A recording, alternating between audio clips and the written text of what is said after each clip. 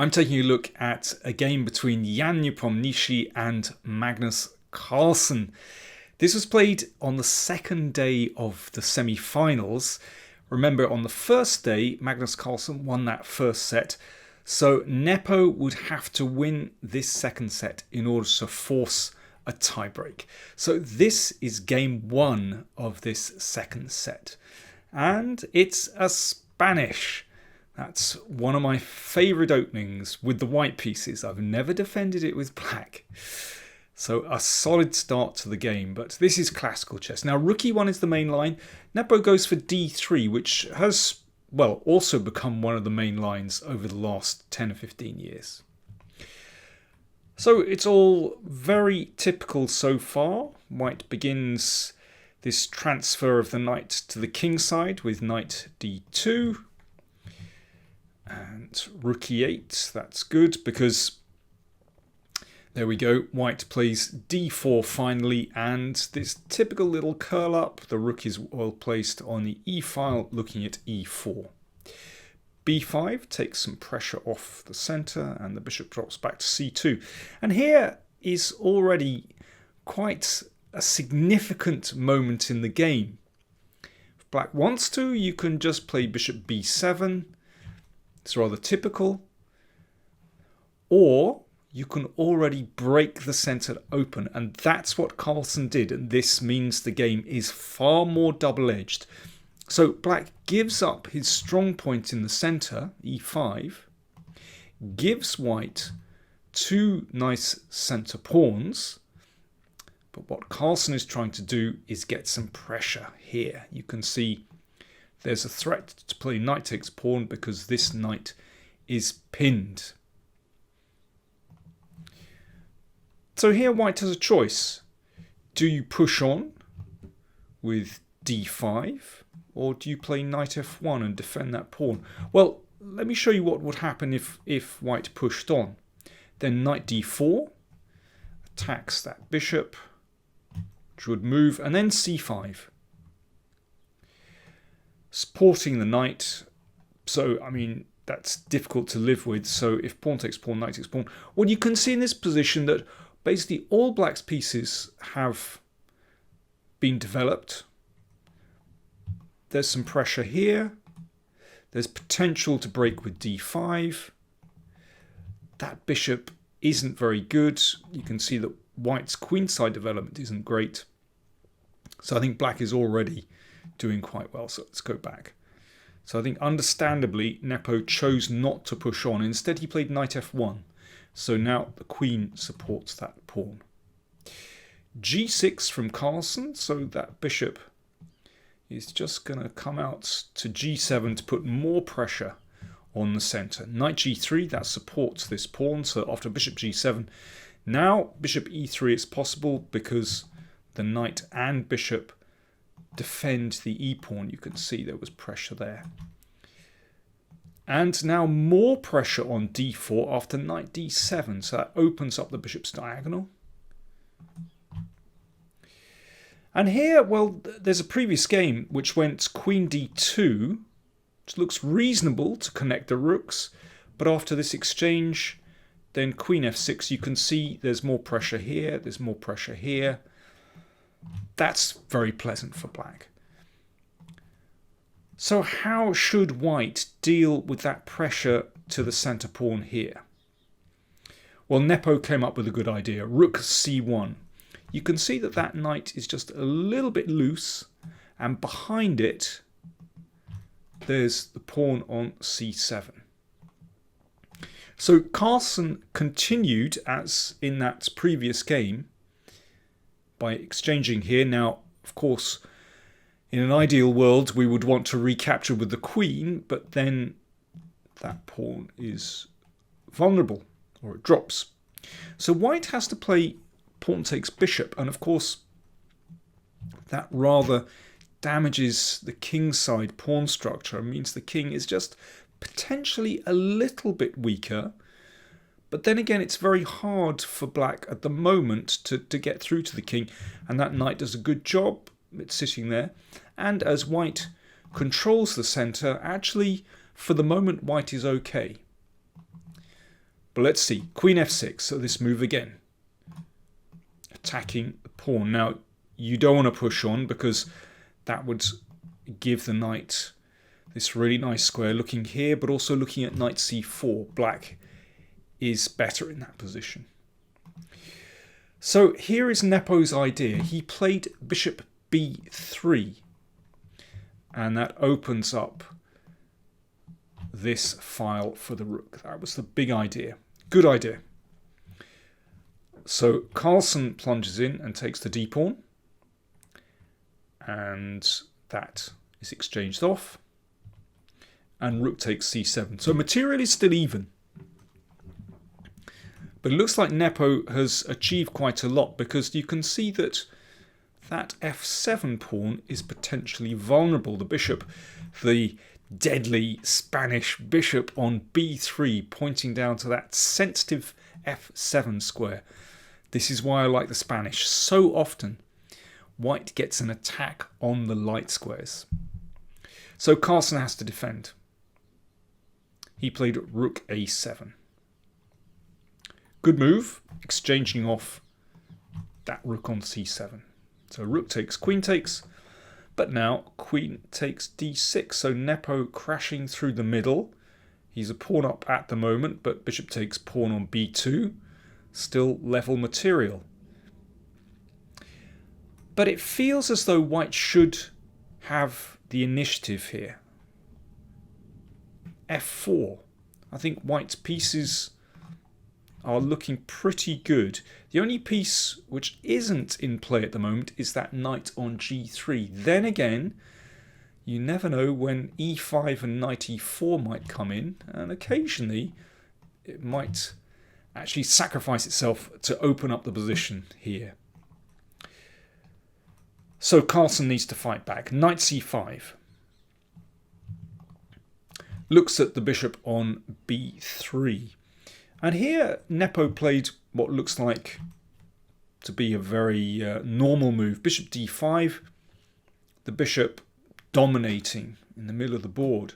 He could have played e5 as well, and potentially allowed that knight into e4. And I definitely prefer white here. You know, white has control of the center. I mean, it's still playable for black, but well, I think it's tricky. Bishop d5 also looks pretty good. But now Carlsen gets counterplay. Bishop d4. Well, he's trying to do the same thing. He's looking at the f2 square, which is also potentially weak. That bishop supported potentially by the queen. And Nepo is looking to get in on f7. This is so typical of positions with opposite coloured bishops. That, you know, that one side is operating on the dark squares, the other on the light squares. And the positions remain sharp for a long time because you can't exchange those bishops off, basically. So Nepo just hit the brakes for a moment. Rook e2 covers the f2 pawn and preempts the knight coming into d3. So knight d3, that knight hitting f2 and also looking at that pawn on f4. So, well, you can see, I think this position is really building to a climax. Who is going to break in first? So a prudent move from Nepo, king g2, just stepping out of this line in case a check should happen. So this is a big moment in the game, actually, where it really isn't that clear how black should proceed.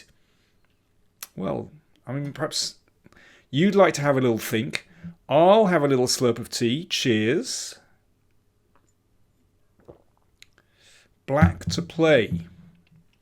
Well, Carlsen followed suit and just brought his king up, stepping out of this bishop's diagonal. But let's just have a look at a couple of alternatives. Knight takes f2. Well, it might be quite nice to take a pawn, but then again, e5 is really powerful for white. If white can get in e6 and get through to the king, then that is pretty nasty. I mean, you can see how white really dominates the center there, so that would not be good. There's another alternative. Queen b6 is actually a very good move here. If the queen goes to d7, attacking the rook and here, then just rook f8, and then that knight is threatening to take on f4 as well as f2 as well. So after queen b6, white would probably have to exchange, and actually that's taken a lot of the heat out of the position, and black should be fine there. I mean, you know, certainly even, certainly a level position. So that's probably the best move. There's another move as well, which is bishop c5 to drive the queen to a worse square. And, well, at the moment that queen is defending that pawn on f4. But actually there's a tactic here. Bishop takes pawn. And queen takes knight, and that's better for white. Because if queen takes pawn, we've got queen d5 check, winning the bishop. So you can see it's a highly tactical position. And actually, after king g7, the move played, now black is threatening to play bishop c5, driving the queen away. And now there's no tactic with bishop f7. So you can see how tricky this position is. It's really subtle. And here, actually, white's best move is to play king f3 to support the pawn on f4. Feels a little bit scary bringing the king out, but actually it is well guarded by those center pawns. Rook d2 played by Nepo, which kind of feels like a good move as well. But it's getting really tricky now. Bishop c5. So Carlsen carrying out this plan to try and destabilize white's position. He wants to drive the queen away and take on f4. Queen c6. Wow, here we go. So this really raises the stakes. So queen c6 is basically forced. The queen now threatens the rook, and the knight on d3 also threatened. So what has Carlsen got against that? Well, he took on f4, check. King f3, still two pieces attacked. The knight on f4, the rook on e8. And here, well, what do you play? He found a really interesting piece sacrifice. There are a couple of alternatives. He could play bishop b4, attacking the rook.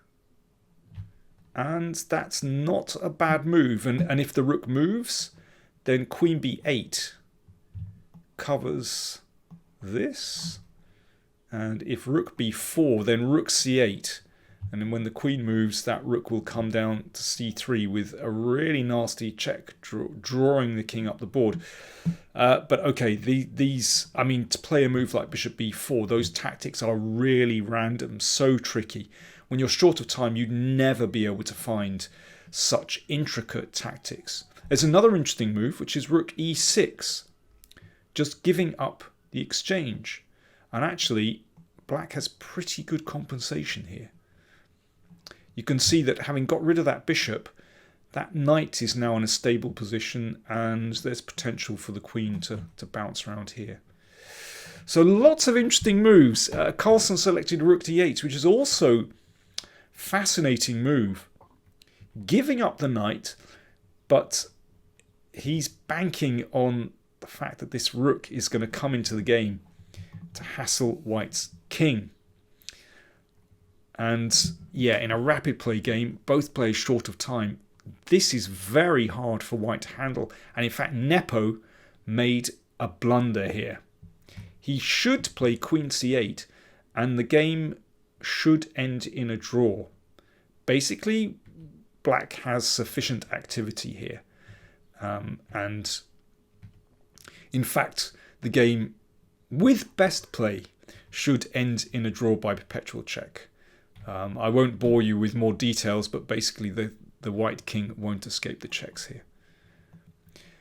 But as I said, in rapid play, well, Nepo judged that queen e8 was a more active move, and he played that, and that is actually a mistake.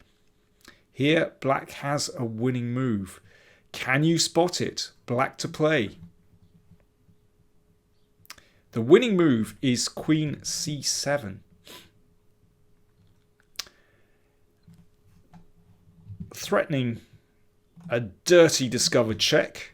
And when the king goes back, rook d8 traps the queen because the queen covers the e5 square. And that is a really nasty tactic. But, well, it's the kind of thing, again, you're short of time. No way are you going to find that. That really takes some skill. I think it's the backward rook move that is really hard to foresee, actually, in that position. Instead, Carlsen took on f2. And now the king slipped out of trouble. If queen e3, that's the move we really want to make. Getting into where the king is, but in this case you can see the strength of putting the queen on e8 because this forces a checkmate. That's the problem. So Carlsen played rook f6. Well, it does guard f7 and looks active, but here white has an incredibly strong move, a very simple move. White to play and win. e5. The rook is trapped. There's nowhere good for it to go.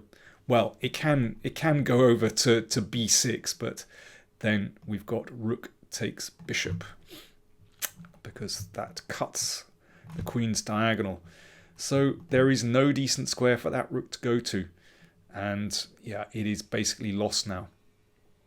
Rook f4 is possible, but after this, yes, black wins that rook back.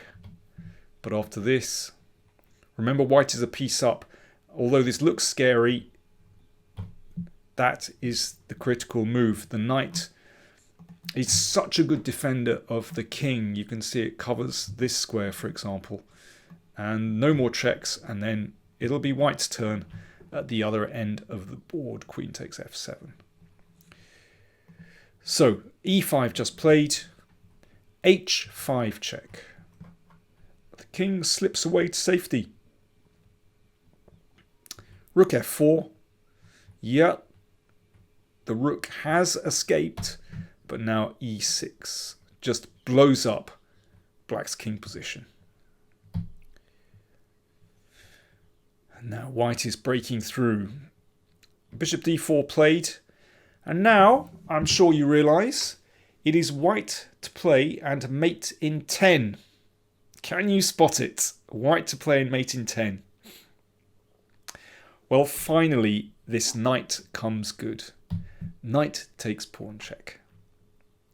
Pawn takes, and rook g2. Just breaking open the king's position, and that is the end of that. So the king comes up the board. Well, actually, let me show you. King f6 was played. Let me show you rook g4, because this actually would lead to one of my favourite checkmating patterns. Watch this. After this, king f6.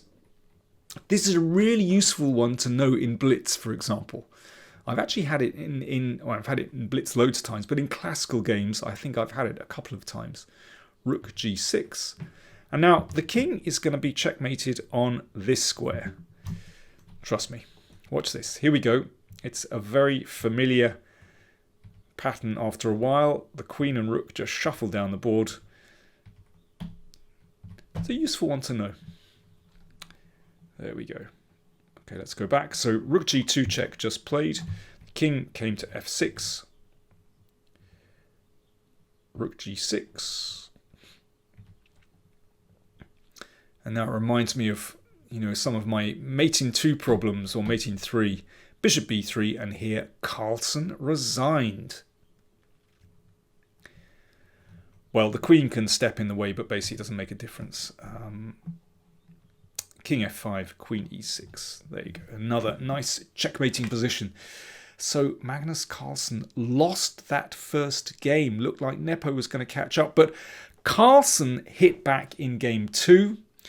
An incredibly close game. And then drew games 3 and 4. So final score in that second set, 2-2. So that meant Carlsen won because he won the set on day 1. So Carlsen went through to the final, and he would meet Wesley So, who defeated Hikaru Nakamura, I think very convincingly actually, playing very steady, very responsible chess. So Wesley is on the up. So great final, Carlsen against So. Look out for it. Thanks for watching.